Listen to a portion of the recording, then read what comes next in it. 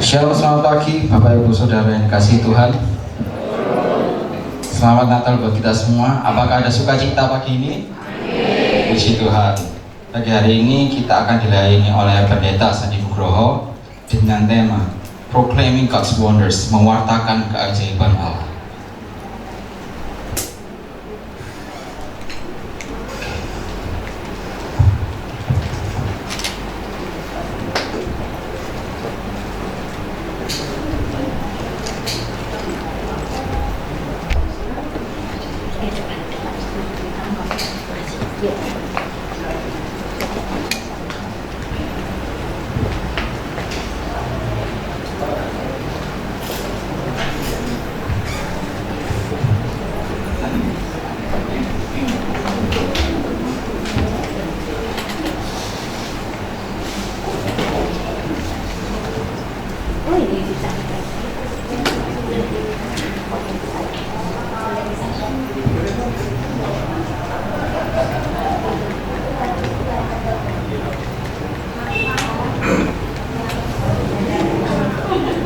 Bangsa yang berjalan di dalam kegelapan telah melihat terang yang besar.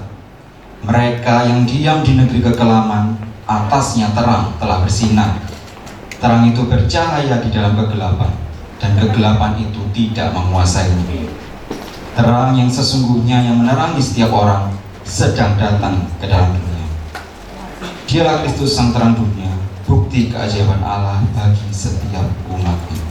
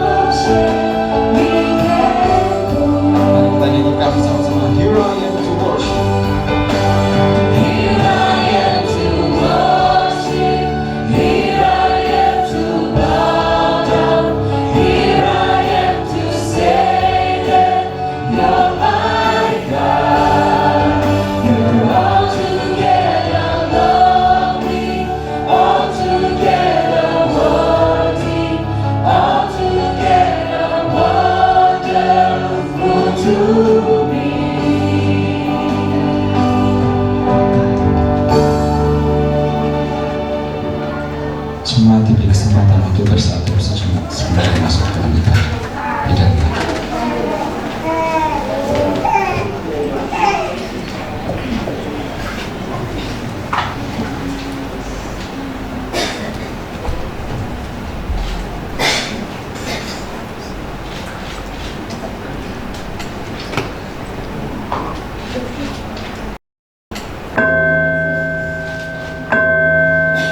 Jemaat yang untuk bagi berdiri.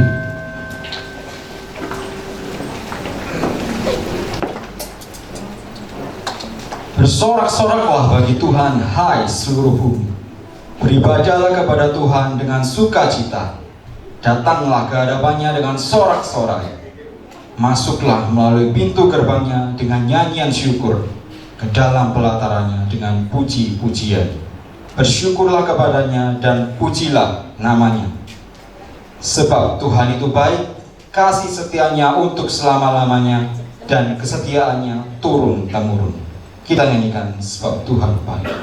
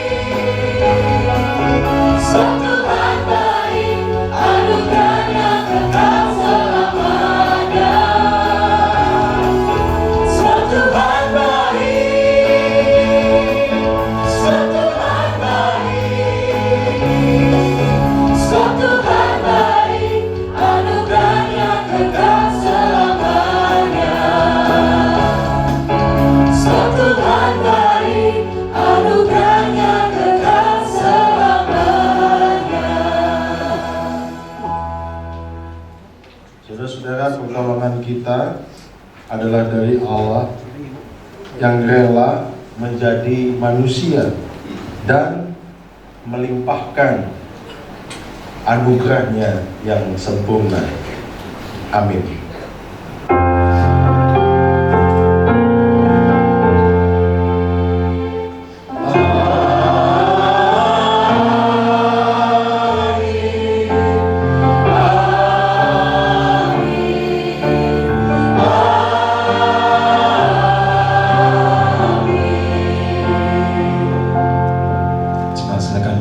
Salam dalam kasih dan damai dari Tuhan kita Yesus Kristus, Tuhan beserta saudara.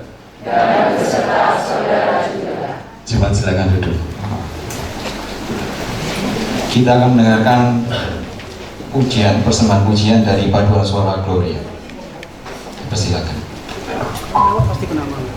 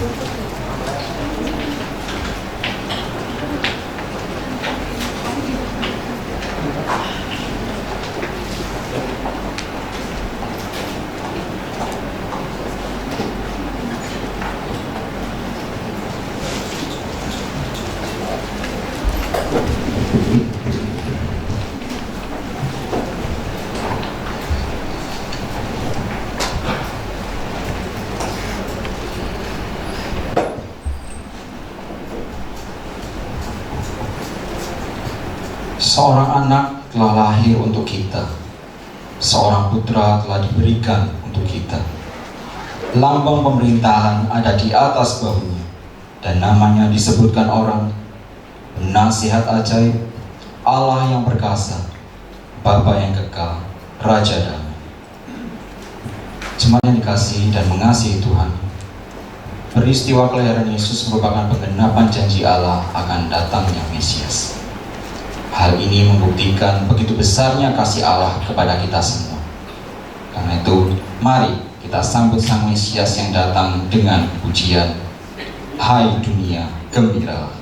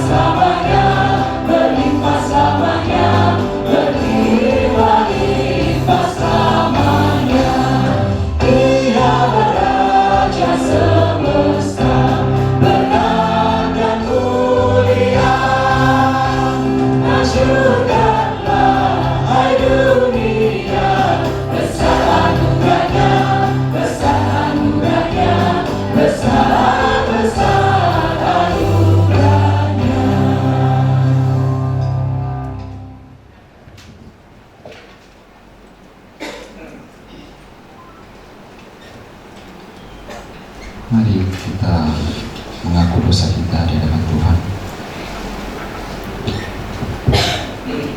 Tuhan, janganlah menghukum aku dalam geram, dan janganlah mengajar aku dalam kepanasan murka. Ya, aku mengaku kesalahanku, aku cemas karena dosaku. Jangan tinggalkan aku ya Tuhan Allahku, janganlah jauh daripadaku. Segeralah menolong aku ya Tuhan keselamatanku. Tuhan Yesus yang lahir adalah bukti nyata anugerah terbesar Allah kepada manusia. Bukan karena kebaikan dan kesalehan manusia Allah datang dalam rupa manusia. Allah datang karena kasih-Nya. Meski tak pantas menerimanya, Allah berkenan melimpahkan anugerahnya untuk kita. Oleh karena itu, bukankah patut bagi kita menerima anugerah itu dengan mengakui segala dosa dan kesalahan kita? Untuk itu jemaat, masing-masing dari kita diberi kesempatan untuk berdoa secara pribadi, untuk mengaku dosa di hadapan Tuhan.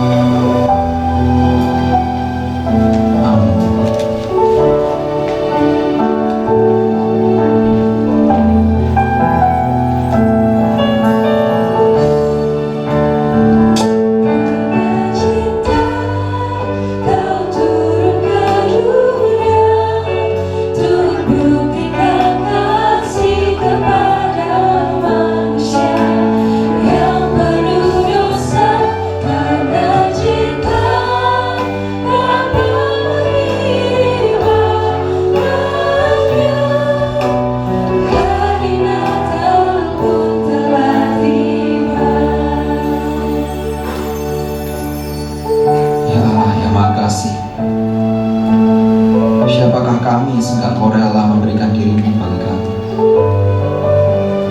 Ampuni kami yang seringkali lupa akan kebaikan-Mu. Ampuni kami yang seringkali lupa bahwa kami adalah orang berdosa yang sesungguhnya tidak layak menerima anugerah-Mu. Ya Allah, tinggallah di dalam hati kami dan ajar kami untuk hidup kudus dan mengasihi. Amin.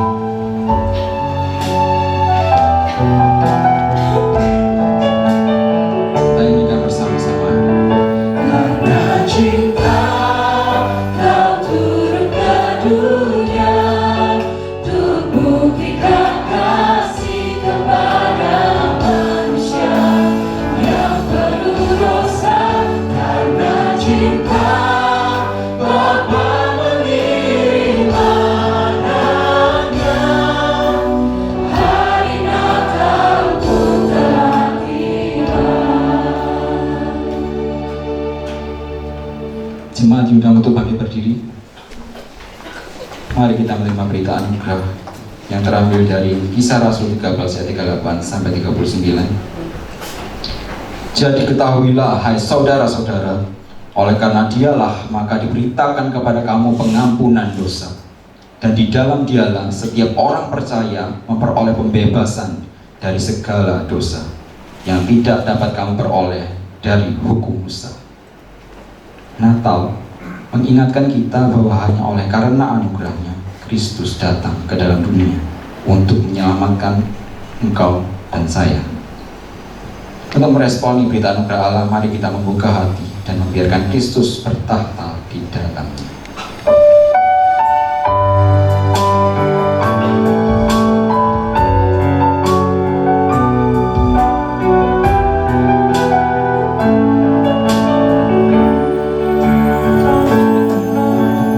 Yang kau minta bukanlah harta, hati yang sederhana lebih berharga.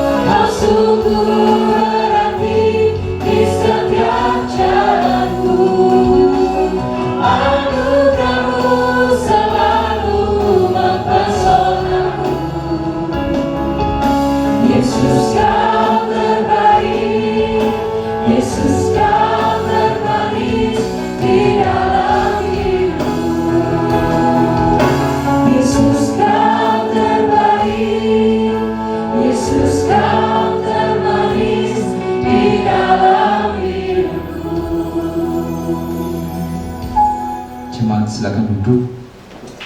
Kita akan kembali mendengarkan persembahan pujian dari paduan suara Gloria.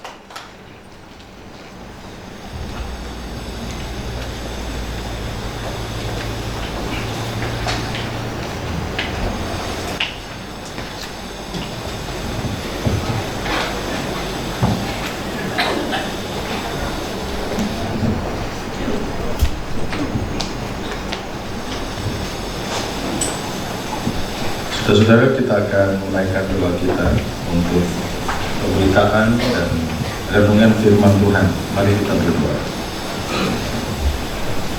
Bapa yang maha baik, Bapa yang menyerahkan anakmu yang tunggal satu-satunya semata wayang datang ke dalam dunia untuk hadir di tengah-tengah manusia, lalu kemudian menjadi tebusan untuk dosa-dosa kami semua.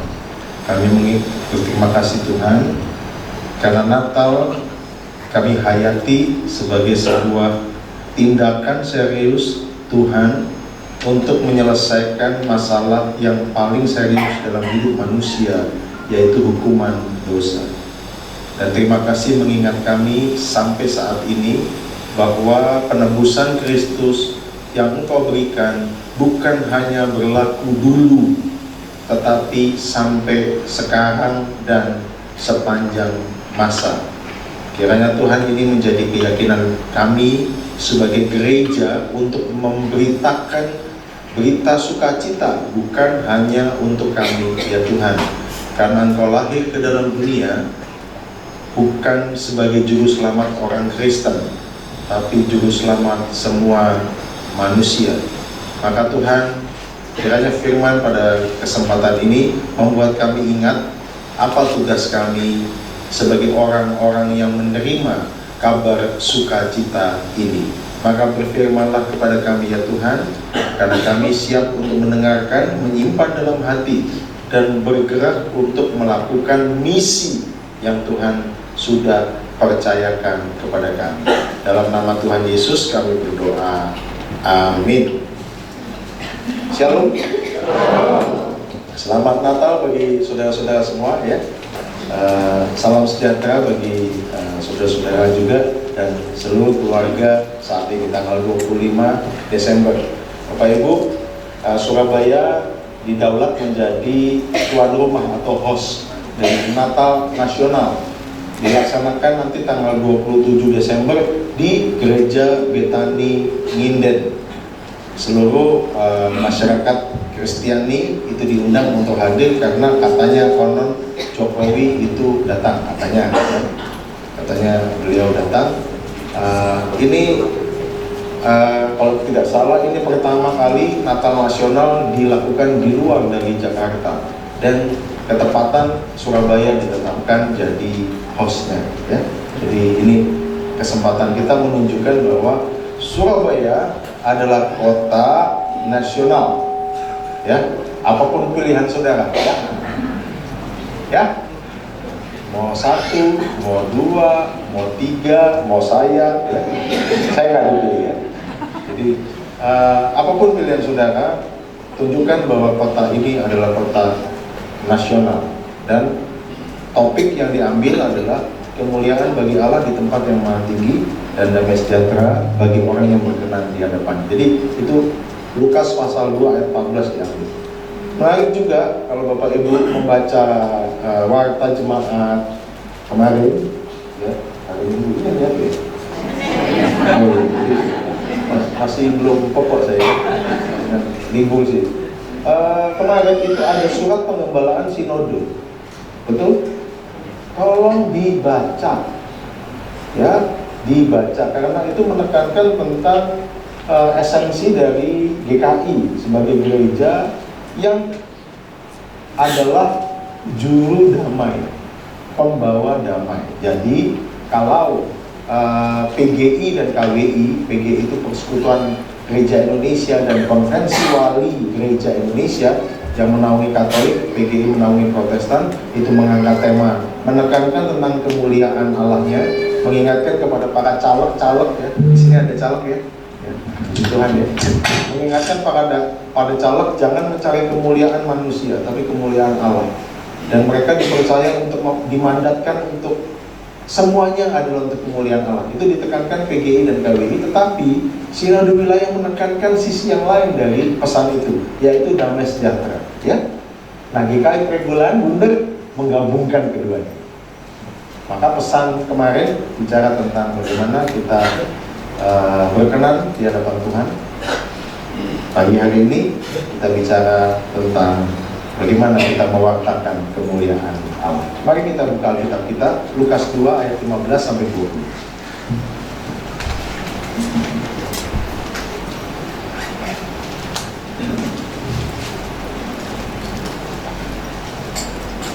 Lukas 2 ayat 15 sampai 20.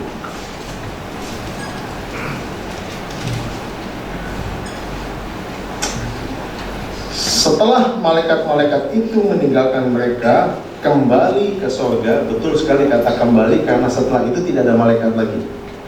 Ya.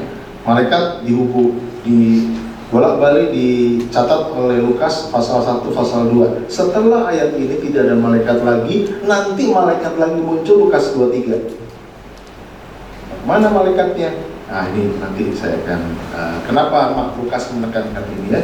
Setelah malaikat-malaikat itu meninggalkan mereka dan kembali ke surga, gembala-gembala itu berkata kepada yang lain, satu dengan yang lain, marilah kita pergi ke Bethlehem untuk melihat apa yang terjadi di sana, seperti yang diberitahukan Tuhan kepada kita. Lalu mereka cepat-cepat berangkat dan menjumpai Maria dan Yusuf dan bayi itu yang sedang berbaring di dalam palungan, bukan kandang ya, tapi palungan. Palungan ditempatkan bukan hanya di kandang, tapi juga di tempat lain, jadi bukan mengacu pada kandang.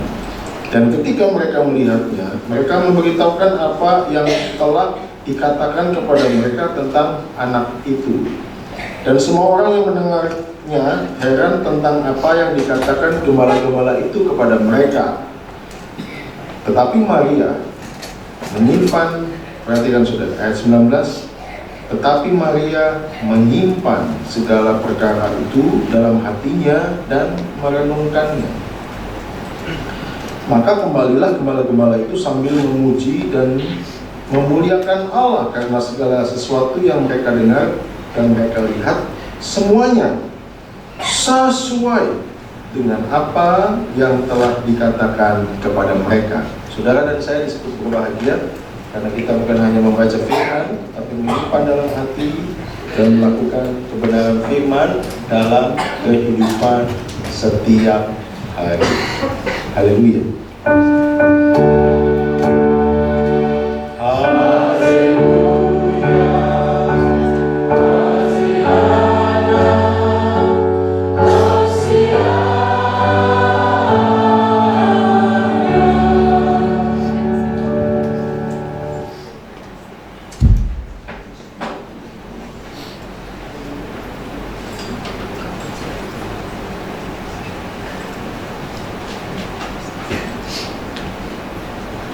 Oke. Saudara-saudara, ini bisa. Sip.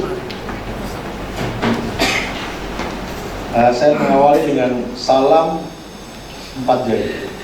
Mana 4 jari? Ya, salam 4 jari. Aman ya? Apa salam 4 jari? Ini salam Advent. Advent itu 4 lilin. Ingat lilin pertama apa? Wah, gawat. Lilin pertama dinyalakan pengharapan. Lilin kedua dinyalakan kasih. Lilin ketiga dinyalakan sukacita. Lilin keempat dinyalakan damai sejahtera. Ayo, apa? Pengharapan, kasih. Saudara sadar nggak bahwa 4 ini yang tadi kita sebutkan sama-sama tidak akan bisa diaktifasi atau bisa diakses aplikasi-aplikasi ini kalau Anda tidak mengaktifkan yang namanya Yesus, yaitu Juru Selamat. Maka pesan Injil itu jelas sekali, tidak ada pengharapan, kasih, sukacita, dan damai sejahtera tanpa Kristus. Maka Kristus itu dinyalakan lilin besar warna putih di tengah-tengah 4 lilin Advent. Karena tanpa Kristus 4 ini tidak bisa diaktifasi. Dunia itu mencoba mengusahakan 4 ini tanpa ini, tanpa Kristus. Maka manipulasi terbesar dari dunia adalah membicarakan tentang kebahagiaan, damai sejahtera, apapun tanpa Kristus. Itu omong kosong, itu manipulatif. Karena tidak ada kebahagiaan, sukacita, pengharapan apapun tanpa apa? Tanpa duit. Dan itu yang kita wartakan dan beritakan, dan itu yang ditekankan oleh Lukas pasal 1 sampai pasal 24. Kalau Anda membaca kitab Lukas, maka Anda akan memahami semua yang saya sebutkan 4 ini ada di dalam Injil Lukas.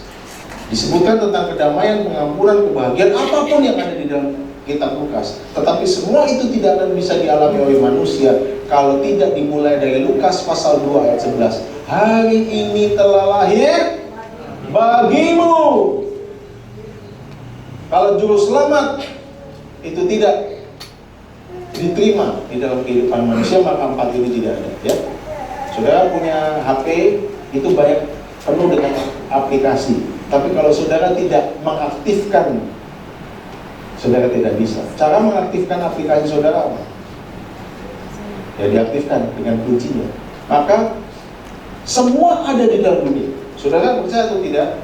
Dunia ini ada kebahagiaan, ada kedamaian, ada pengharapan, ada semuanya. Tapi semuanya itu, aplikasi-aplikasi itu tidak bisa dipakai. Kalau apa? Anda tidak mengaktifkan juru selamat. Maka pesan jelas bahwa yang kita wartakan adalah juru selamat. Dan yang menarik saudara-saudara, juru selamat itu lahir dalam pergolakan global. Saudara tahu Injil Lukas dimulai dengan seorang bernama Agustinus. Aslinya namanya Gaius, ya. Agustinus disebutkan dengan kaisar karena dia adalah kaisar pertama, ya. Saudara, dia adalah kaisar yang memperjuangkan namanya Pax Romanus. Artinya Pax itu damai, pacem. Pax itu artinya damai. Damai sejahtera bagi seluruh Roma. Roma menguasai seluruh Asia dan Afrika Utara. Seluruhnya dikuasai oleh Roma. Dan kalau bicara tentang kedamaian Roma, maka bicara tentang kedamaian dunia, termasuk Israel saat itu. Nah, saudara-saudara, yang terjadi saat itu adalah dia mengadakan sensus. Saudara jangan pikir sensus ini adalah tujuannya baik. Tujuannya sebenarnya tidak baik. Ini ingin mempertahankan statusnya dia atau kedudukan dia sebagai seorang kaisar. Caranya bagaimana? Dia ingin mengetahui semua peta kekuatan politik, militer dari semua daerah jajahannya. Maka sebenarnya sensus ini merupakan sebuah paksaan. Paksaan dari seorang kaisar, ya. Bayangkan satu orang perintah atau mandatnya itu menggerakkan seluruh dunia. Luar biasa, ya. Terjadi, saudara, pergolakan migrasi besar-besaran dari kota ke desa, dari desa ke kota. Semuanya bergerak. Itu pasti terjadi namanya problem sosial politik yang kompleks. Pasti, saudara. Pergolakan ini menyebabkan banyak orang itu mengalami tantangan dan pergumulan sosial, ya. Bethlehem itu kota kecil. Bayangkan saudara-saudara sampai penuh penginapannya. Itu berarti orang-orang kota datang ke sana. Kalau orang-orang datang ke sana berarti itu desa kemudian jadi kota, betul ya? Itu pasti akan terjadi banyak pergolakan politik, sosial. Saudara tahu ada satu kelompok Israel namanya Zelot. Zelot itu adalah kelompok, kalau di sekarang ini kelompok radikal, Zelot. Ada satu murid Tuhan Yesus namanya Simon, orang Zelot. Zelot itu artinya satu lembah, satu ormas di Yahudi, di kelompok Yahudi yang sangat menentang kepada kekaisaran dan Herodes. Saudara-saudara, ini menarik. Anda tanya, Pak, mana di catatan Alkitab bahwa sensus itu membuat pergolakan sosial ini? Anda pasti tidak pernah menduga dan menyangka bahwa Alkitab mencatat itu. Tapi bukan di Lukas, Injil Lukas, tapi tulisan tulisan Lukas di bagian yang lain. Nah, ini Kisah 5 ayat 36 dan 37, tolong buka. Supaya kita tahu peta dan kondisi saat itu di mana sensus ini mengakibatkan goncangan dunia. Goncangan dunia yang terjadi itu menyebabkan goncangan manusia. Ya. Perhatikan saudara-saudara. Saya coba mencatat. Sebab dahulu telah muncul si Teudas yang mengaku dirinya seorang istimewa dan ia mempunyai kira-kira 400 orang pengikut, tetapi ia dibunuh dan cerai berailah seluruh pengikut dan lenyap. Dia mengaku dirinya, Teudas ini mengaku dirinya Mesias, dan dia adalah orang Zelot, Teudas Zelot. Menarik sekali ayat yang ke-37, perhatikan. Sesudah dia, perhatikan, pada waktu apa? Pendatangan penduduk, muncullah si Yudas, seorang Galilea yang menyeret banyak orang dalam pemberontakannya, tetapi ia juga tewas dan cerai berailah seluruh pengikutnya. Jadi gini, konflik Palestina atau Israel sudah at the end. Artinya ini bukan urusan soal agama, bro. Jadi kalau adalah orang yang gendeng kalau menghubungkan konflik Hamas sama Israel itu urusan agama. Itu orang yang nggak ngerti sejarah. Dan itu orang yang suka goreng-goreng. Saya paling sempat, saudara-saudara, pakai Palestina untuk apa? Jadi kampanye. Itu paling sempat sih. Kalau ada yang begitu jangan pilih. Mau siapapun. Nggak ada urusannya. Dari dulu urusannya ini, saudara-saudara. Ini urusan politik murni. Ya, bukan urusan agama dan keyakinan. Maka sesudah dia ini terjadi satu situasi yang memang bergolak terus. Saat itu Israel itu selalu bergolak. Saudara bayangkan Lukas 2, walaupun di tengah-tengah malam hari yang sunyi dan sepi, malaikat itu datang menghampiri gembala-gembala. Jangan pikir mereka ada di dalam keadaan tenang. Walaupun malam tidak ada orang, gembala-gembala ini ada di dalam goncangan dan ketidaktenangan. Yang paling gampang begitu. Bapak Ibu pernah dikejar-kejar debt collector? Enggak ngaku. Enggak ya, puji Tuhan. Semangat, bingung, aman. Ada banyak jemaat bingung, aman. Jemaat Benowo, aman juga. Tapi saudara-saudara, ada seorang jemaat bilang gini, Pak, waktu malam hari semua tenang, pikiran saya tidak tenang. Kenapa? Karena setiap hari, pagi hari, yang saya pikirkan adalah hutang. Kasih tahu kiri kanannya, Pak Sandi tidak ngomong tentang kita. Ya, Pak Sandi ngomong tentang jemaat Lu ada loh, jemaat di tengah ketenangan, ya malamnya tenang, tapi pikirannya nggak tenang. Kenapa? Banyak hutang. Saudara bayangkan, gembala-gembala itu ada di tempat yang sunyi, ada dalam sebuah ketenangan malam hari, tidak ada orang, mungkin hanya suara jangkrik. Sesekali mungkin ada suara kambing yang domba yang ngigo. Kambing bisa ngigo. Gak percaya? Anjing aja kalau tidur ngigo, betul? Yang punya anjing tahu? Saya nggak tanya sama yang makan anjing, yang punya anjing. Soalnya saya di sini terbelah, saudara-saudara. Ada yang suka anjing, ada yang suka makan anjing. Jadi saya harus hati-hati kalau ngomong. Terbelah.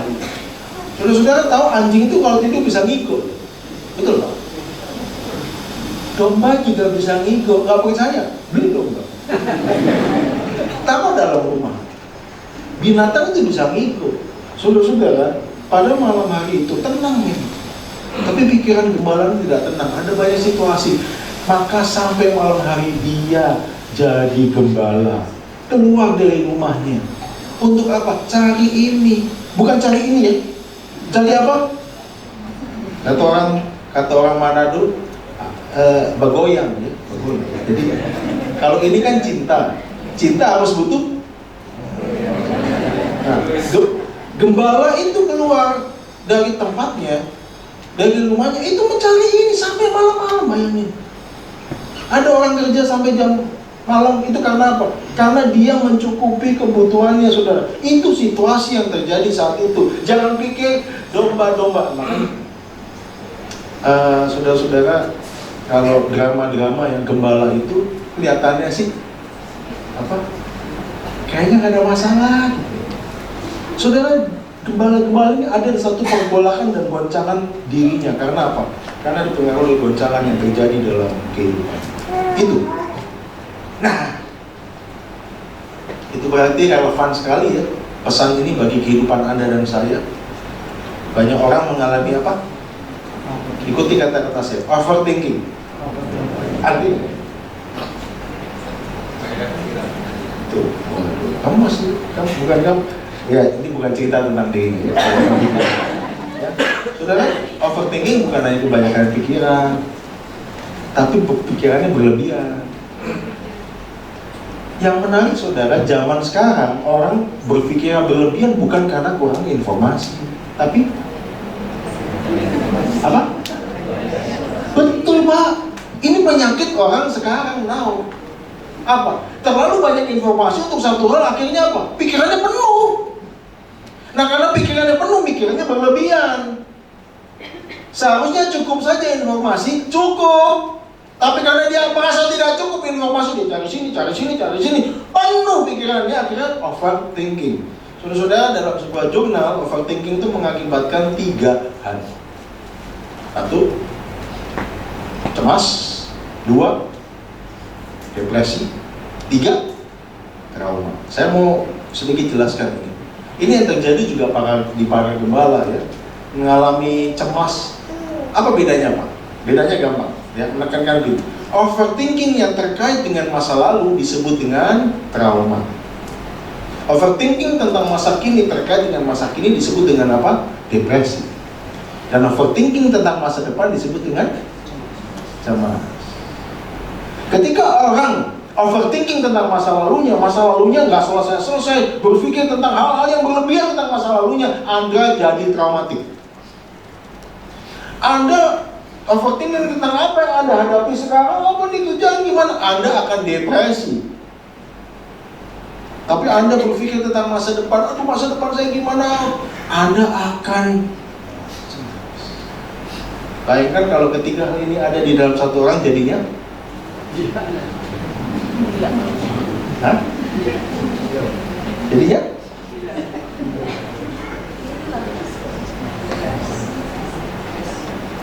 aku tak mau perjalanan. Nah,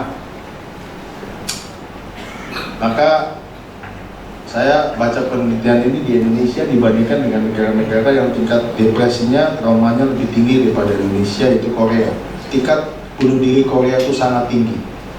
Jangan pikir saudara, ya di Korea itu enak, wajahnya putih-putih, ya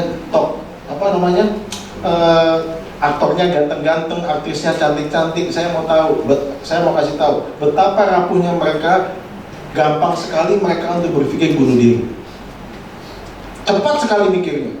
Dan cara bunuh diri mereka itu dari yang paling halus sampai paling frontal. Nah, yang paling frontal yang banyak dipilih orang adalah lompat dari tower. Makanya ada artikel mereka memberikan tulisan life in 4 seconds. 4 seconds itu 4 detik. Kalau 4 detik Pak. Ini hitungan orang lompat dari towers. 1, 2, 3, 4. Nggak ada 4,5. Itu kalau ini lomba di Benowo.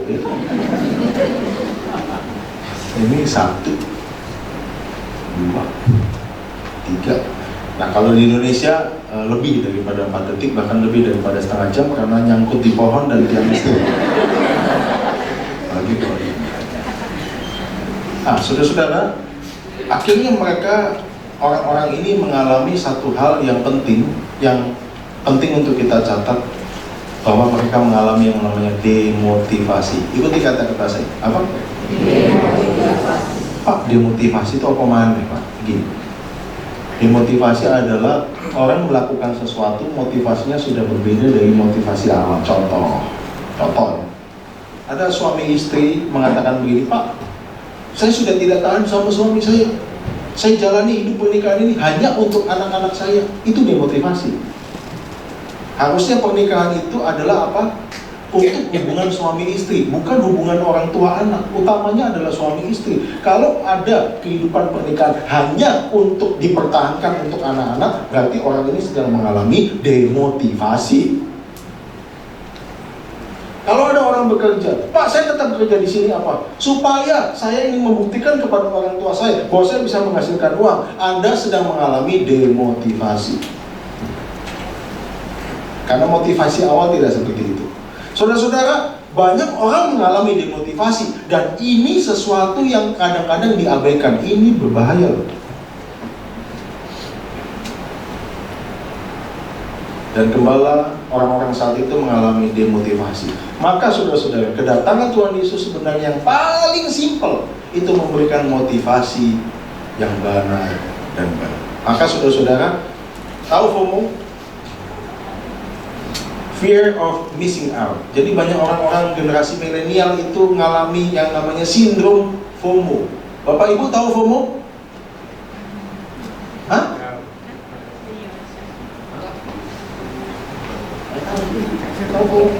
Tahu lah, berarti memang gini, ini sesuai dengan usia. Ya, banyak anak-anak muda kita fear of missing out. Jadi kalau dia nggak ngecek Instagramnya satu hari, atau Facebooknya atau apapun, dia tuh merasa ketinggalan. Dan ketinggalan tuh menggelisahkan. Dia jadi orang yang asing di tengah-tengah percepatan informasi, dan dia mau eksis, jadinya FOMO, ya. Tapi ada masalah lain, saudara. Ada anak-anak kita atau generasi kita sedang mengalami sindrom kompetisi. Yang menarik adalah dia membangun pribadi tertentu dalam pikirannya. Sebenarnya dia tidak berkompetisi sama siapapun, tapi berkompetisi sama gambaran tentang dirinya.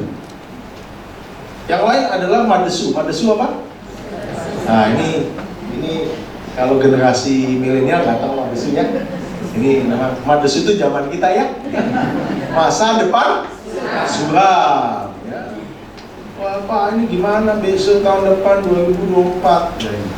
Gimana tentang kesehatan saya, madesu? Apakah masalah itu tentang masa depan? Dan yang lain adalah tentang relasi. Ada banyak orang ketakutan kalau ada hubungan yang berubah dari anak orang tua anak, mantu, mertua. Yang lain adalah banyak orang mengalami kehilangan. Saya ketemu sama satu orang jemaat yang sampai sekarang belum move on dari kehilangan waktu dia kena suami yang meninggal karena COVID.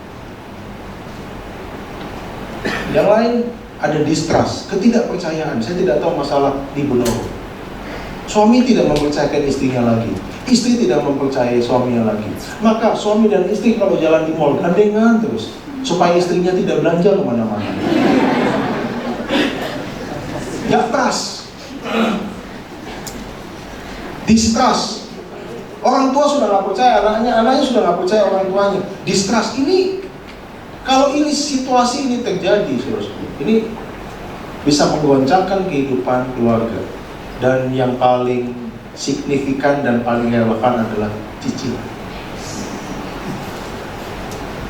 Ya, saudara, saya tidak ada masalah dengan cicilan kalau itu adalah sebuah kebutuhan mendasar dan produktif, cicilan ya. Tapi banyak orang cicilan apa itu ya? PP itu apa namanya? Ya itu paylater dan sebagainya, itu karena hanya mengembangkan area konsumsi kita yang akhirnya berlebihan. Dan saya mau kasih tahu saudara, sebuah realita kehidupan manusia yang namanya area konsumtif itu makin lebar. Saya nggak tahu kenapa begitu. Makanya itu harus dikelola. Masalahnya adalah manusia cenderung menggampangkan cicilan. Akhirnya 1, 2, 3 mencicil dan pinjol itu. Ini bukan jemaat lo, jemaat nggak ada. Saya berhadapan dengan jemaat yang pinjolnya itu bukan hanya 1, 2, 5. Dan kalau sudah begini, aduh kasihan, pikirannya. Bayangin waktu dia datang kebaktian dengan khotbah, nggak nyanyi, nggak apa, pikirannya kosong sudah. Kita pinjam ini. Terus saya tanya, kenapa kamu didoakan apa? Nah, sudah kayak zombie. Terus istrinya ngomong sama saya. Akhirnya kita kumpulkan beberapa orang. Gak sedikit jemaat yang kena kasus pinjol. Nah ini Bapak anggota legislatif calon ini tolong dipikirkan. Ini masalah serius ini pinjol. Ini masalah jemaat yang serius. Ayo kita tangani ini sama-sama. Utang harus dibayar. Ya? Setuju? Jangan bilang utang nggak dibayar, utang bayar. Niatnya utang bayar, tapi harus dikelola diri kita. Saya mendampingi orang-orang keluarga ini kena pinjol. Aduh, itu kalau kebaktian rasanya apa ya? Rohnya, jiwanya itu ketinggalan di mana gitu. Salaman keluar habis kebaktian. Mau nangis gak bisa nangis, tapi ngeliatin saya dengan pandangan yang gimana saudara-saudara. Saya tanya kenapa? Ini urusan ini. Maka hati-hati ya. Ingat lagu Armada kan? Katakanlah sekarang bahwa kau tak bahagia. Aku punya ragamu. Itu kena pinjol.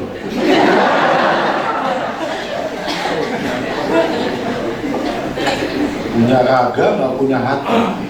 Bayangin sudah, suamimu ada badannya di rumah, tapi hatinya nggak di sana. Bayangin jemaat yang datang kebaktian, raganya ada, tapi hatinya nggak ada, nggak utuh gitu. Itu terjadi dalam kehidupan kita sampai saat ini. Maka ingat saudara, juru selamat itu lahir di tengah-tengah kondisi semacam ini.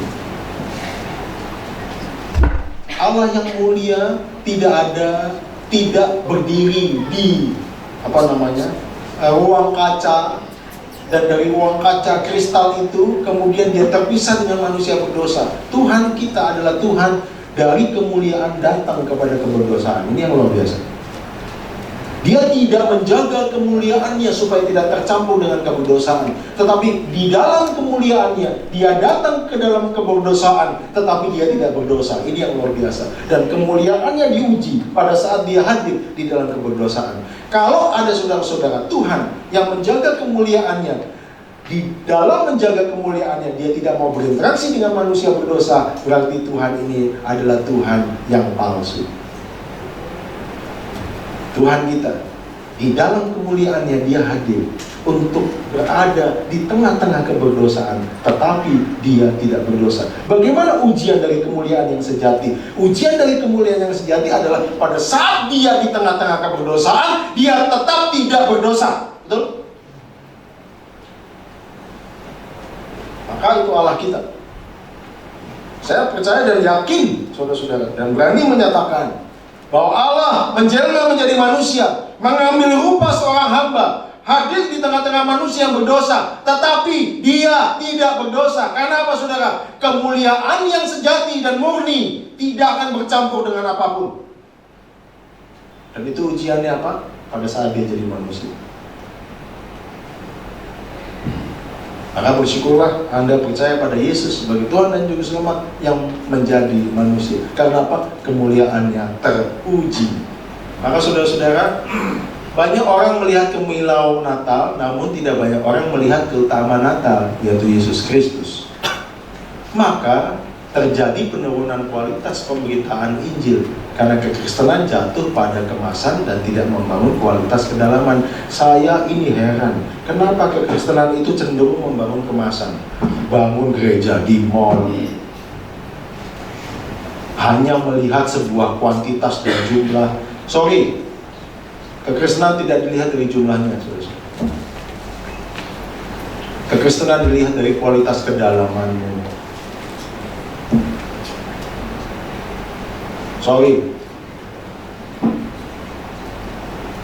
Kekristenan tidak dilihat dari tradisi-tradisi yang ada, sorry. Tapi dilihat dari apa? Kedalaman dan kualitas imanmu. Kualitas kesalehanmu, kualitas kekudusanmu itu dilihatnya di situ.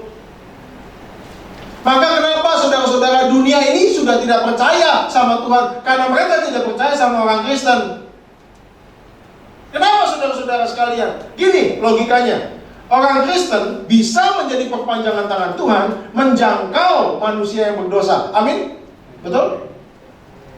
Tapi sadarkah saudara bahwa orang Kristen juga menjadi batu sandungan yang paling efektif supaya orang datang kepada Yesus? Betul?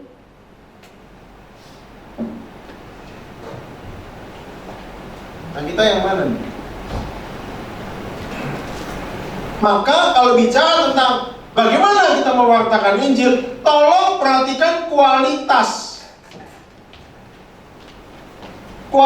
hidup kita. Maka saya fokus kepada kualitas. Bahaya terbesar bukan karena dunia makin gelap, Bapak Ibu. Namun apa? Halo? Hanya ada dua kemungkinan. Dunia ini makin gelap, betul. Ya harus dari dulu. Tapi yang paling bahaya adalah di tengah dunia yang makin gelap, terang kita makin redup. Harusnya terang menyala di tengah kegelapan, karena apa? Dengan terang menyala di tengah kegelapan, terang itu makin sirna. Gelap itu makin sirna karena terang. Masalahnya kenapa gelap itu makin pekat? Karena terang kita makin redup.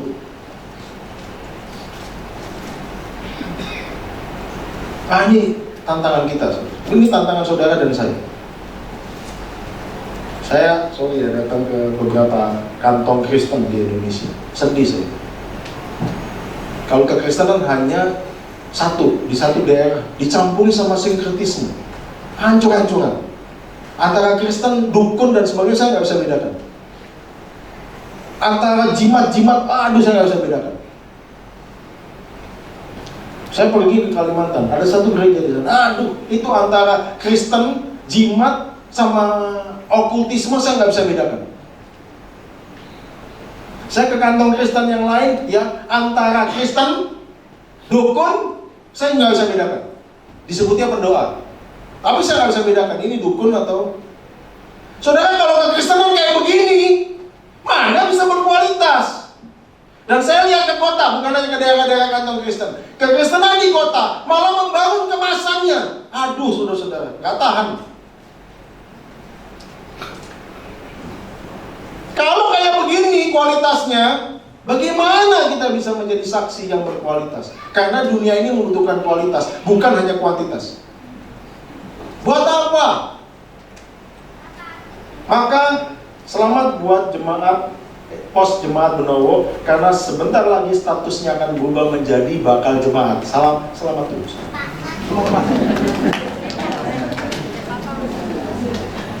Betul ya? Nanti kita akan tentukan kapan akan dilembagakan. Setelah bakal jemaat jadi jemaat. Pos jemaat sudah kita lalui, jadi bakal jemaat sesuai dengan ketentuan sinode akan menjadi jemaat good. Tapi tantangan terbesarnya adalah gimana dengan kualitas kita. Karena mungkin saja GKI Benowo, nanti namanya apa? GKI Benowo Indah. Coba cari namanya. GKI Benowo Indah atau GKI Benowo Makmur. Apa ya? GKI Benowo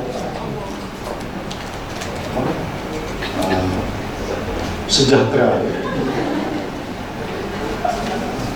bukan GKI Benowo, pokoknya yang cari yang gimana gitu. Tapi saudara, kualitas kita, karena satu-satunya nanti Alkitab yang dibaca oleh orang adalah hidupmu. Karena kita adalah surat yang terbuka yang dibaca oleh semua. Itu tantangan kita. Mungkin orang tidak akan baca ini, tapi baca hidupmu. Di tengah-tengah kondisi kualitas kita gimana ya? Maka mari kita pergi ke Bethlehem. Menarik sekali gembala, ayo kita pergi langsung ke Bethlehem. TKP. Saudara, untuk meningkatkan kualitas harus pertama-tama Anda pergi ke TKP. Dan dua catatan penting saya, satu adalah kualitas berita. Ini menentukan sekali. Di TKP apa yang Anda harus lakukan sebagai pemberita Injil yang berkualitas, Anda dan saya harus mempertanyakan tentang kualitas berita kita. Saudara, menarik sekali ada ungkapan dari Lukas tentang Maria. Maria itu apa? Ayat 19 apa? Tetapi menyimpan apa? Maria. Ini gimana sih Maria? Anda bertanya. Ini orang lagi senang-senang kok dia diam dan merenungkan. Ini nggak cocok. Saudara-saudara, apa yang Maria lakukan harus kita lakukan sebelum kita menjadi orang yang memberitakan. Kualitas berita itu pada saat kita merenungkan dan menyimpan. Betul. Banyak orang itu tidak merenungkan dan menyimpan. Ini saya ajak untuk jemaat Benowo untuk ikut kelas doktrinal lanjutan tahun depan. 12 kali kita akan lakukan untuk pendalaman tentang hal-hal doktrinal. Ini penting sekali supaya apa? Kita tahu kualitas berita kita. Apa yang kita beritakan. Maria ini nggak langsung aja dia bukan orang yang gampang untuk ngomong, tetapi dia simpan dulu dan kelola. Dia harus kumpulkan satu peristiwa demi peristiwa untuk menyatukannya. Itu yang dilakukan Maria supaya apa, saudara-saudara? Yang dilakukan Maria supaya pesan itu jadi utuh. Gak asal ngomong, gak asal kutip-kutip ayat, gak asal ngomong apa, haleluya, dikit-dikit haleluya, omong kosong itu semua. Harus berkualitas, omongan kita harus berkualitas, rasional kita harus berkualitas. Orang Kristen harus punya kualitas. Saya mau kasih tahu sama saudara bahwa kekristenan adalah agama yang paling rasional. Karena apa? Ini bukan produk rasio kita, tetapi semua pewahyuan atau penyataan menggunakan rasio manusia untuk menyatakan ini. Itu berarti kekristenan memang harus menggunakan rasionya untuk memahami ini. Kalau ada gereja yang mengatakan begini, ayo mari kita datang ibadah kepada Tuhan dan hilangkan segala pikiran-pikiranmu. Jangan ke gereja itu, karena kita tidak bisa menempatkan pikiran-pikiran kita di tempat lain. Anda datang ke sini harus pakai pikiran, karena kekristenan adalah keyakinan yang paling rasional. Tanpa rasionalitas, maka engkau tidak bisa memahami firman Tuhan. Makanya harus belajar sungguh-sungguh meningkatkan kualitas pesan Alkitab. Ya, maka saudara-saudara menyimpan dan merenungkan ini menunjukkan poin penting supaya kita sungguh-sungguh mengerti tentang apa yang kau yakini. Ya, selain kelas doktrinal di sini apa Pak? Di Benowo PA, apalagi? Perwil. Saudara tolong tingkatkan kualitas pemahamanmu, pengenalanmu akan Tuhan. Penting ini. Sediakan waktu. Jangan kemudian PA itu hanya kalau ada waktu. Saudara, ini di gereja mengadakan supaya pemahaman kita makin dalam dan benar. Tolong disediakan waktu. Ya, supaya apa? Kualitas berita kita kuat. Dunia sedang membutuhkan pesan yang otentik, utuh dan mendalam. Sebuah berita yang sungguh-sungguh telah menyentuh hati, dialami langsung dan dikelola mendalam. Ini penting sekali. Merenungkan firman Tuhan siang dan malam, itu dibutuhkan oleh setiap orang percaya, Anda dan saya. Supaya Anda meyakini dengan pengenalan yang benar. Lihat apa ini Pak? Apa? Ilahi. Di sekelilingnya ada apa?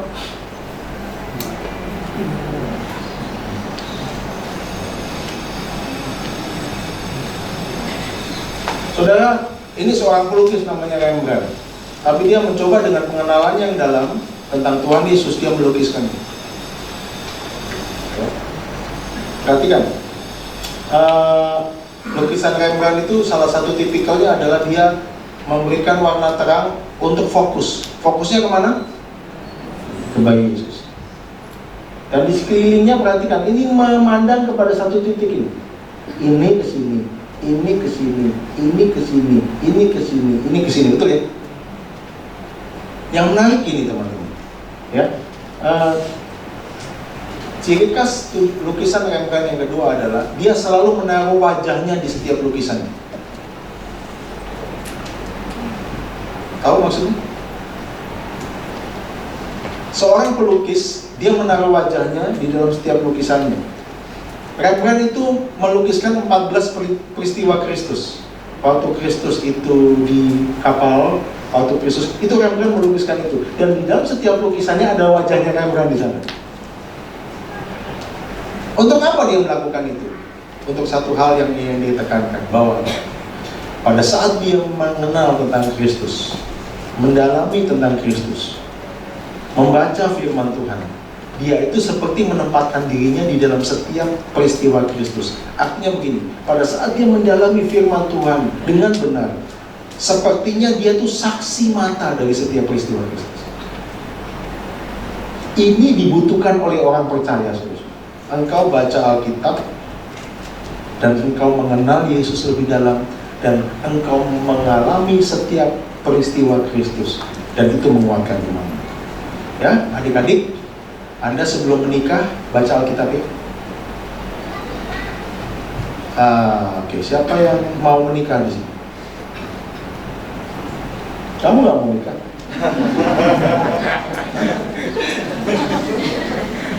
Ini bukan yang mau, akan. Tapi saya katakan siapa yang mau nikah? Siapa yang mau nikah? Pak Felix, gak usah angkat tangan. Nanti pintu nggak dibuka. Siapa di sini yang mau menikah? Nggak ada yang mau. Yang mau, oke. Ini. Saudara-saudara, bagi saudara-saudara yang ini mau menjalani hidup di dalam masa-masa yang penting menjelang pernikahan atau sedang membangun hubungan, tolong kualitas imanmu dijaga. Kalau enggak, terutama bagi para pria, di dalam konteks patriarkal, pria ini adalah kepala rumah tangga dan kita adalah imam. Kalau kualitas imanmu tidak dibangun, maka engkau tidak menjadi panutan bagi istri dan anak-anakmu. Iman, kualitas harus dibangun. Maka ini penting sekali saudara-saudara membangun. Di malam Natal ini, di hari Natal ini, kita harus membangun kualitas berita hidup kita. Yang kedua, saudara, kita harus juga meningkatkan kualitas pemberita. Ya, jadi kualitas berita dan kualitas pemberita. Ikuti saja. Apa? Beritanya berkualitas, pemberitanya berkualitas. Kalau beritanya berkualitas, pemberitanya nggak berkualitas, bahaya. Kalau pemberitanya berkualitas, beritanya tidak berkualitas, berbahaya juga. Dua-duanya harus berkualitas. Kalau dua-duanya berkualitas, saudara-saudara nggak minta orang suruh dengar, mereka sudah pasti mendengar. Maka di sini bicara tentang motif dan fokus. Ayat ini bicara tentang dua hal, motif dan fokus. Dan saudara-saudara, satu hal yang mau ditekankan di sini adalah motifnya gembala apa, fokusnya gembala apa. Pemberita yang berkualitas harus memiliki motif memuliakan Allah dan fokus pada akurasi berita. Perhatikan. Jika tidak demikian, ia sedang memberitakan tentang dirinya sendiri, dan berita itu pasti apa? Kosong. Tapi banyak manusia yang mau berita kosong. Betul nggak? Karena berita kosong ini apa? Menyenangkan telinga, betul ya? Kamu ini ganteng.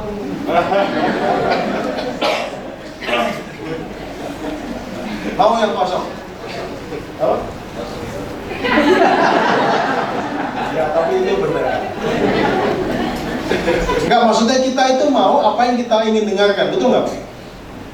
Nggak apa-apa, nggak ada masalah, kan gitu. Itu kosong.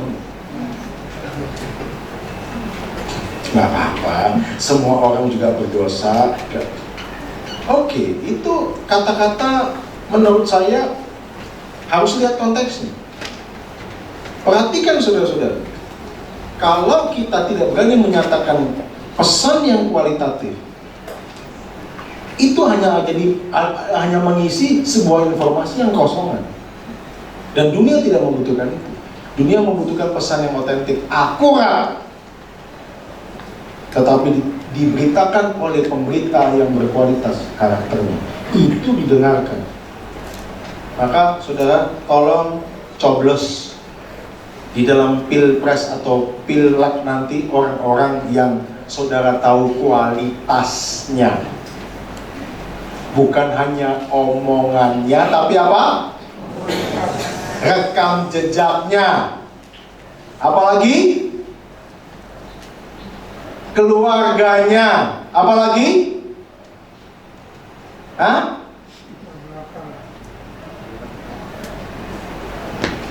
Saudara, jangan pilih yang kosongan. Akurat, tetapi dia tidak bekerja untuk dirinya sendiri. Bahaya, saudara. Itu juga berlaku untuk orang-orang Kristen. Kita melayani bukan untuk diri kita sendiri. Benowo ini setelah jadi Bajem, saya percaya ini bangunan ini nggak cukup menampung jemaat. Ya, betul ya? Setelah ini, wah. Tapi saya tidak pusing pada jumlah. Kualitas kita, kualitas omongan kita, dan kualitas kehidupan kita. Orang akan lihat. Nggak usah kita undang-undang datang ke gereja ketika dilihat kualitas itu.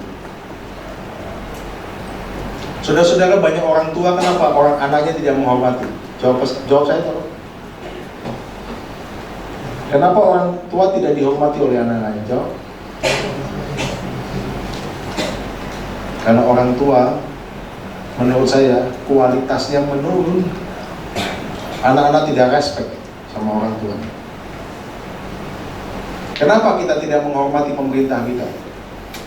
Alasannya, karena kualitas integritas mereka menurun. Simpel lah. Kenapa banyak orang dunia sudah nggak percaya lagi omongan orang Kristen? Karena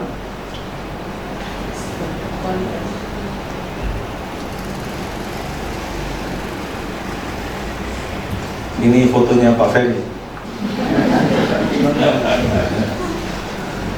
Pakai wig. Dan kalau pakai wig namanya Pak Ferry jadi Johann Sebastian Bach.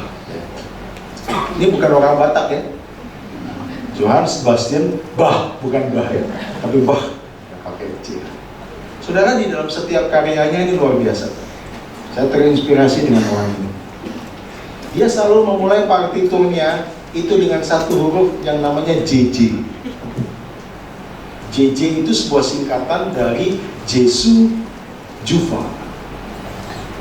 Jesu Juva itu artinya God save me, atau Tuhan tolonglah aku.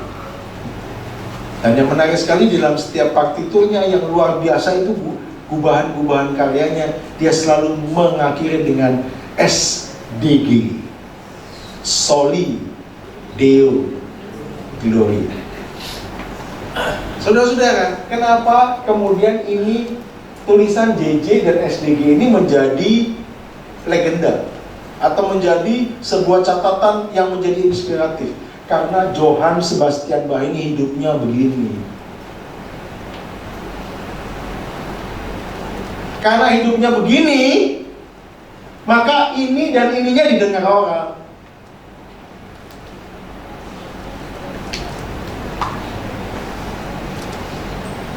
Bagaimana dengan kehidupan saudara dan saya?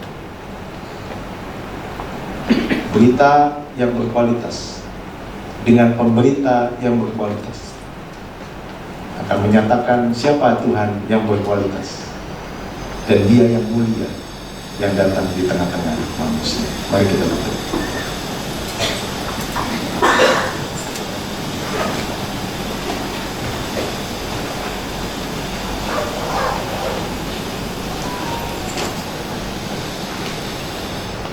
Saat teduh bagi saudara-saudara, kiranya Tuhan memberkati.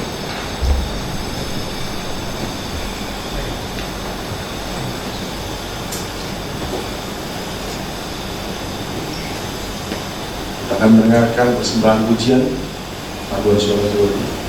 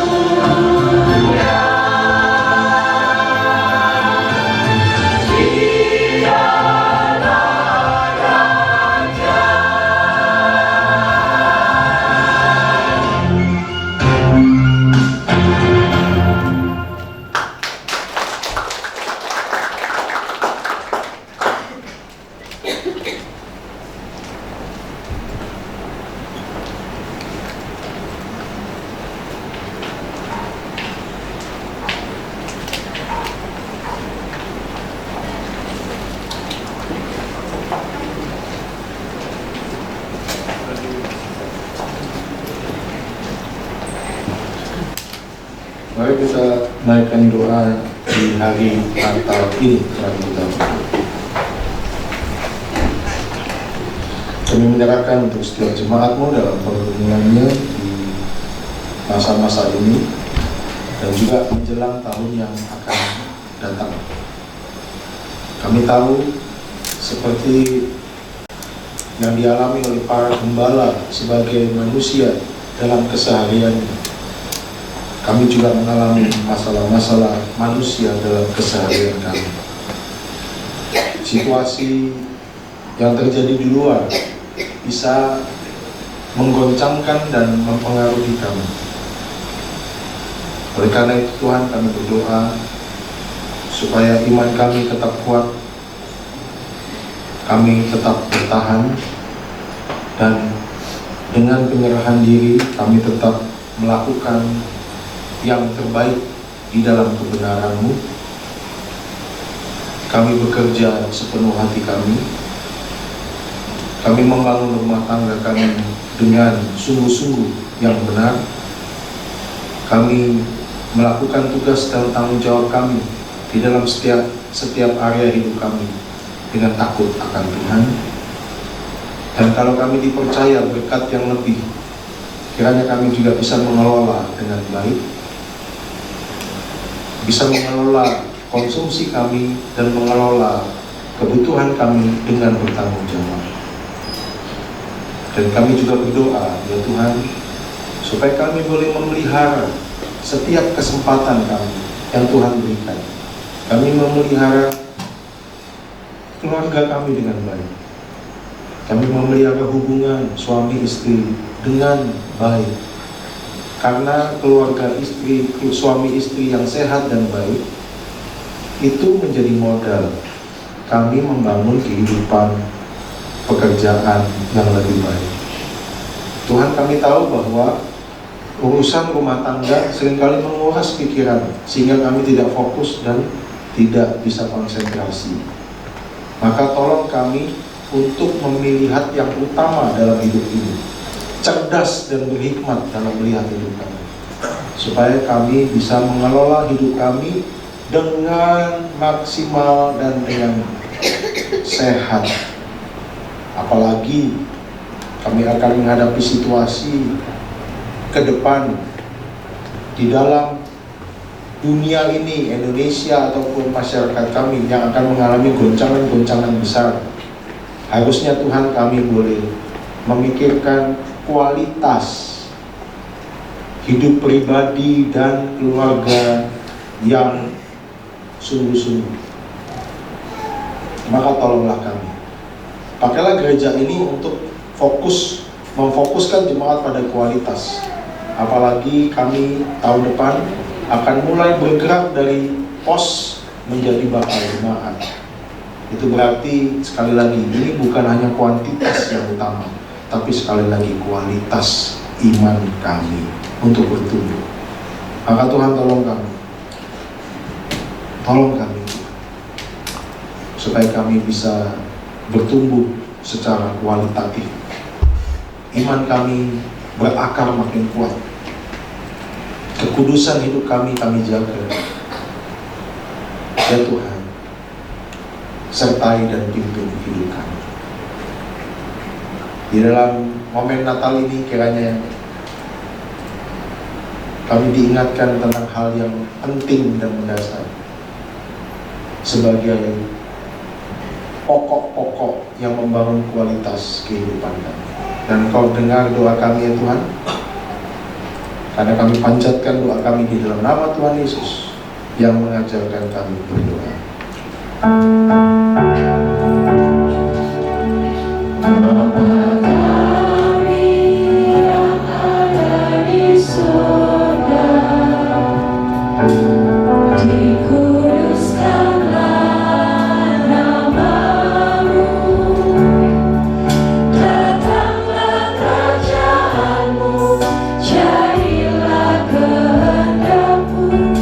Hidupi seperti Yesus.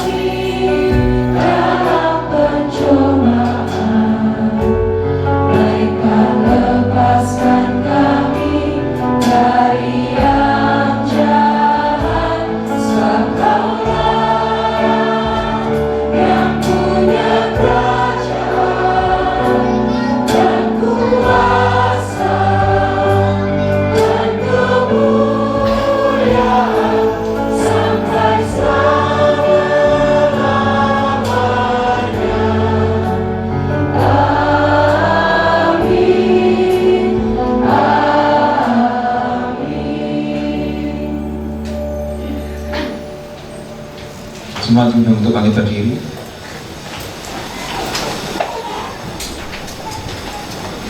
Mari bersama seluruh umat Kristen di segala abad dan tempat kita mengikrarkan pengakuan iman kita yang berbunyi: Aku percaya kepada Allah, Bapa yang Maha Kuasa, Tuhan yang berdiri, dan kepada Yesus Kristus Anaknya yang tunggal Tuhan kita, yang dikandung dari Roh Kudus, lahir dari darah Maria, yang menderita sengsara di bawah pemerintahan Pontius Pilatus, disalibkan, mati dan dikuburkan, turun ke dalam kerajaan maut.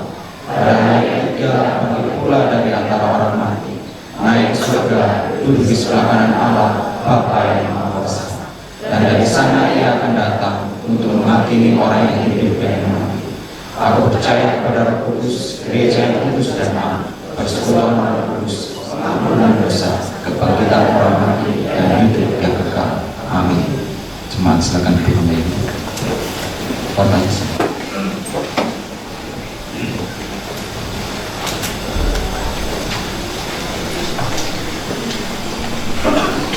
Shalom. Atas nama seluruh rekan-rekan penatua pendamping Majelis Pos Jemaat Donowo, pengurus, dan semua yang terlibat dalam pelayanan, kami mengucapkan pertama-tama selamat Natal. Hari ini hari bahagia, hari sukacita. Dan kiranya Natal kali ini membawa kita kepada komitmen untuk hidup kudus dan menjadi terang yang semakin terang, tidak menjadi redup, menjadi kesaksian bagi dunia bahwa Tuhan Yesus baik. Selamat Natal. Terima kasih kepada Pendeta Sandi yang menyampaikan firman Tuhan bagi kita, juga para tim pelayan. Dan kiranya sukacita Natal akan kita bawa pulang ke rumah dan ke lingkungan di mana kita berada. Di depan masih ada kebaktian minggu, sekolah minggu masih ada, tidak libur. Kemudian kebaktian minggu, kebaktian umum 1 jam 9 pada hari minggu. Dan malamnya itu ada kebaktian tutup tahun, malam tutup tahun, malam tahun baru, jam 19 bukan jam 5 sore. Kemudian hari Senin tanggal 1 Januari kita ibadah kebaktian tahun baru. Demikian warta jemaat. Tuhan Yesus memberkati kita semua.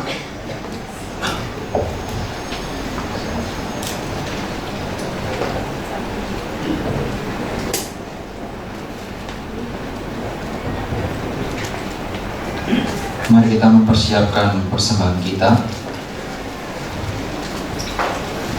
Nas yang mendasari persembahan kita pagi hari ini terambil dari Lukas 21 ayat 1 sampai ayat keempat. Ketika Yesus mengangkat mukanya, Ia melihat orang-orang kaya memasukkan persembahan mereka ke dalam peti persembahan. Ia melihat juga seorang janda miskin memasukkan 2 peser ke dalam peti itu. Lalu Ia berkata, Aku berkata kepadamu, sesungguhnya janda miskin ini memberi lebih banyak dari semua orang itu, sebab mereka semua memberi persembahan dari kelimpahannya, tetapi janda ini memberi dari kekurangannya, bahkan ia memberi seluruh nafkahnya. Sambil kantong persembahan disebarkan, mari kita pujikan give thanks.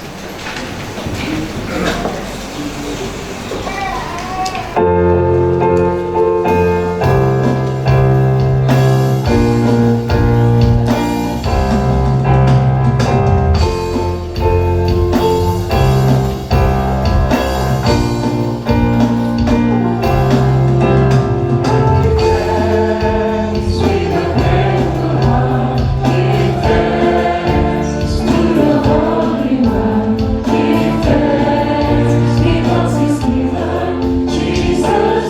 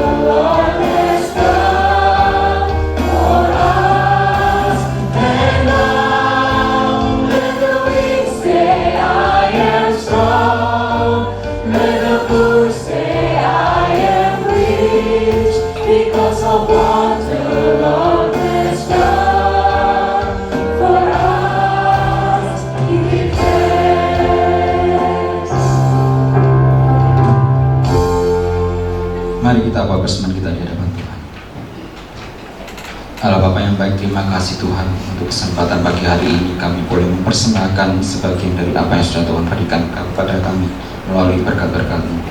Tuhan, di Natal ini mampukan kami bukan hanya memberi apa yang sudah Tuhan berikan, tapi kami boleh memberi diri kami lebih dan lebih lagi, bukan hanya untuk gereja ini, tetapi boleh menyebarkan setiap berita sukacita ini Tuhan bagi orang-orang di sekitar kami, sehingga hanya Engkau saja yang dimuliakan, dan kami boleh menjadi kitab terbuka bagi mereka semua.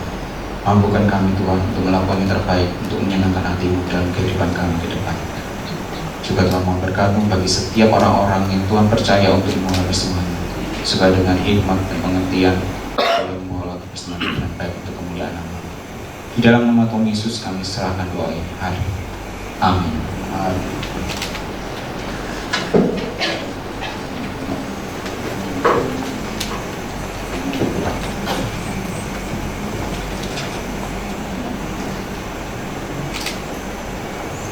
Jemaat yang dikasihi Tuhan, Natal bukan hanya peristiwa yang patut dirayakan dengan gembira, namun juga direnungkan dan dimaknai dengan penuh kekaguman. Sebab Allah bukan hanya hadir di tengah-tengah umatnya, namun hadir bagi umatnya dan bersedia melibatkan umatnya. Oleh karena itu, mari kita melibatkan diri untuk mewartakan penggenapan janji Allah yang ajaib di dalam kelahiran Kristus dengan sukacita. Jadilah saksinya dan muliakanlah Tuhan. Hai, siarkan di gunung.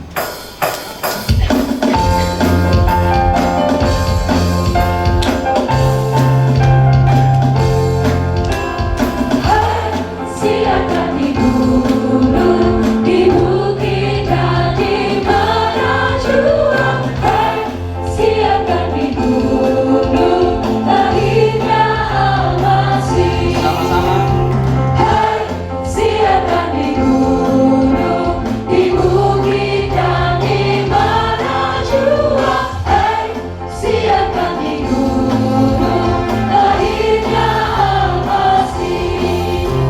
Di waktu Kang Gembala menjaga dombanya, terpancar dari langit cahaya mulia. Hai, siarkan di gunung, di bukit dan di mana jua. Hai, siarkan di gunung, lahirnya Al-Masih. Berbaring di belungan yang hina dan rendah, sampai menyampaikan selamat dunia. Hai, siarkan di gunung, di bukit dan di mana jua. Hai, siarkan di gunung, lahirnya Al-Masih. Hai, siarkan di gunung, di bukit dan di mana jua. Hai, siarkan di gunung, lahirnya Al-Masih. Lahirnya Al-Masih. Lahirnya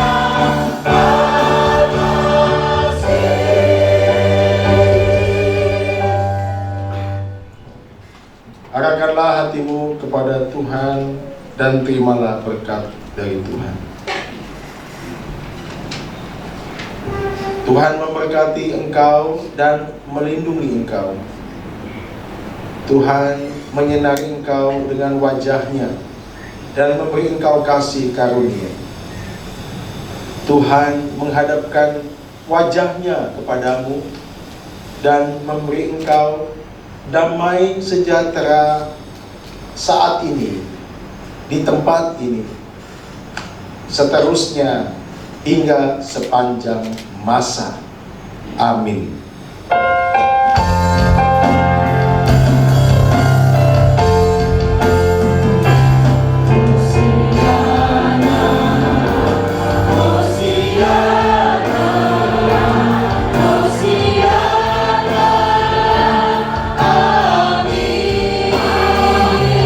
Di setiap kata dan karya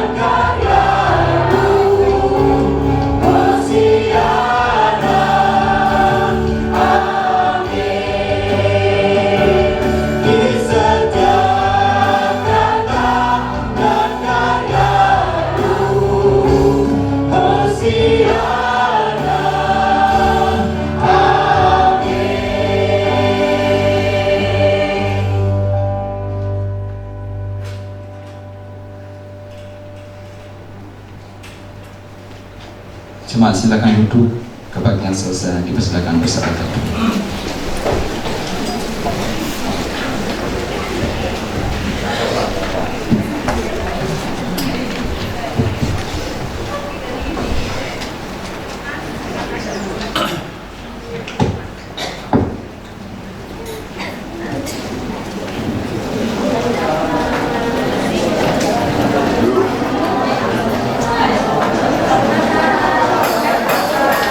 Selamat malam, Tuhan Yesus memberkati.